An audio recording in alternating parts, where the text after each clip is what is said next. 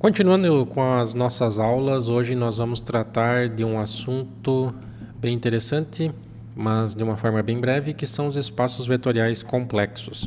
Do que foi visto para os espaços vetoriais reais, não mudam as definições que nós já damos, tá?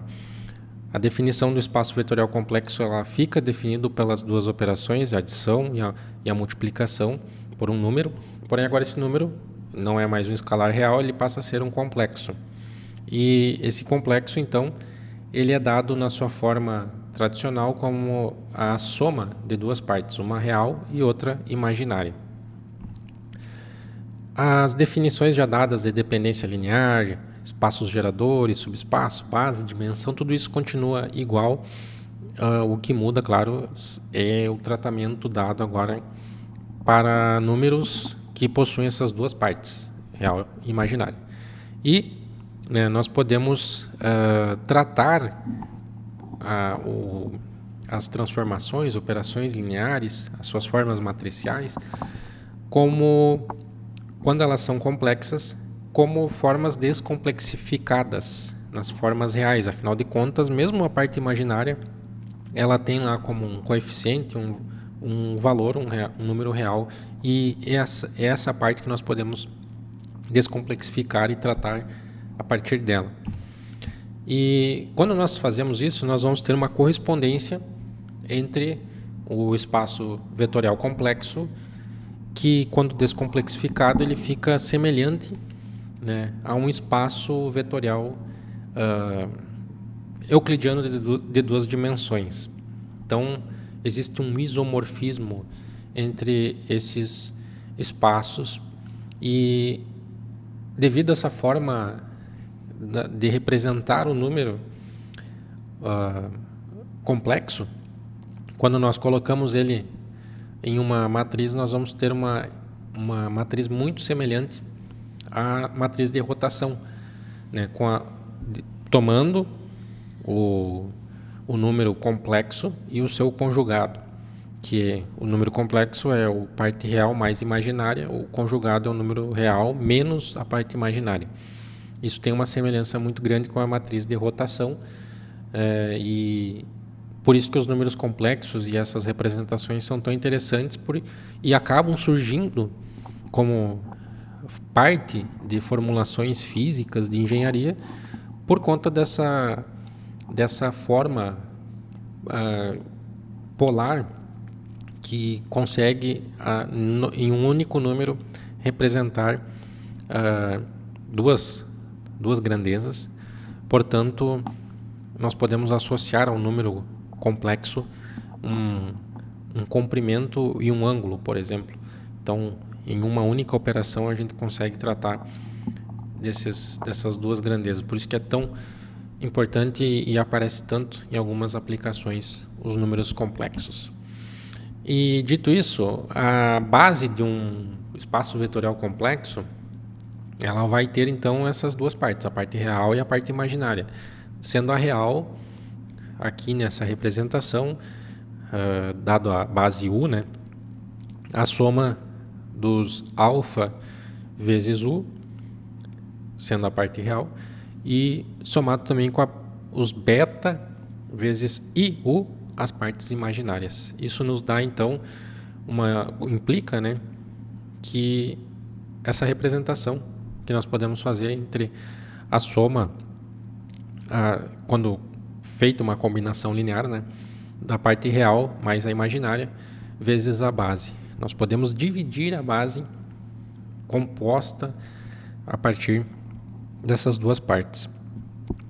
E sendo, portanto, a base dividida em duas partes, nós concluímos que a dimensão de um espaço vetorial complexo, sendo ela n, quando nós tratarmos na forma real, vai ser 2n. Então, nós aumentamos as dimensões do espaço vetorial quando tratado na forma descomplexificada, na forma real. De tudo isso vem uma consequência interessante, que quando nós definimos o produto interno, nós tínhamos lá que ele era simétrico, né, e positivo. Só que aqui isso não pode acontecer, porque trata-se de um número complexo.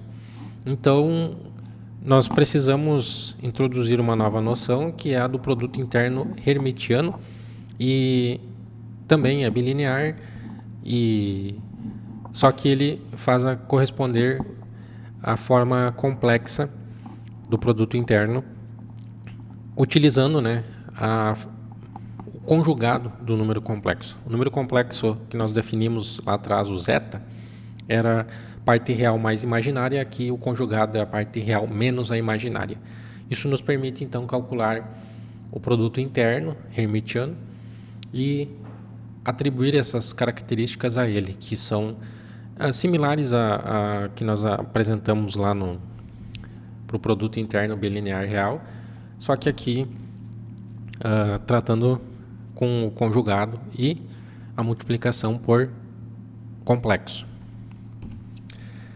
E disso vem então que, tomando o produto interno como uma forma de definir a adjunta, nós vamos ter que, aqui no nosso caso, para o espaço vetorial complexo, a adjunta fica definida pelo conjugado, portanto, pelo produto interno hermitiano.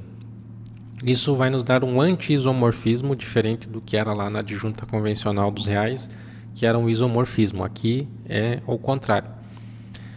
E o hermitiano, então, ele é justamente a demonstração, né, dessa forma adjunta, consequência do produto interno hermitiano, que vai nos dar a adjunta de uma matriz, por exemplo, né, de uma matriz que representa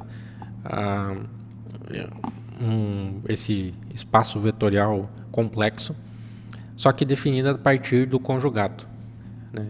Então, valem as mesmas noções de transposta, adjunta aqui, porém tomando o cuidado com o produto interno hermitiano e com os conjugados.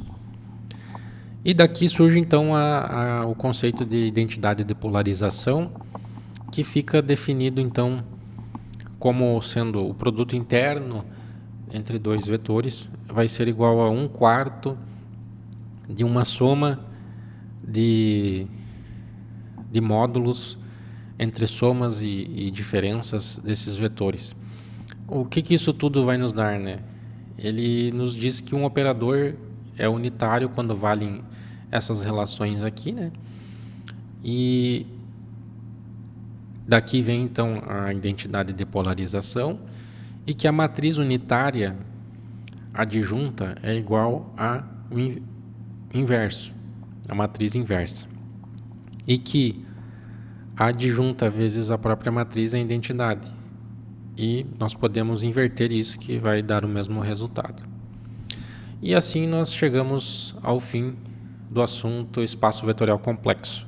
Não é algo tão complexo, é bem simples. As aplicações mais interessantes que eu acredito sejam as geométricas, do ponto de vista da forma polar dos números complexos, que consegue representar comprimentos, distâncias e ainda um ângulo associado. Portanto, aquela matriz de rotação fica excelente de manipular e representa muito bem utilizando a forma complexa.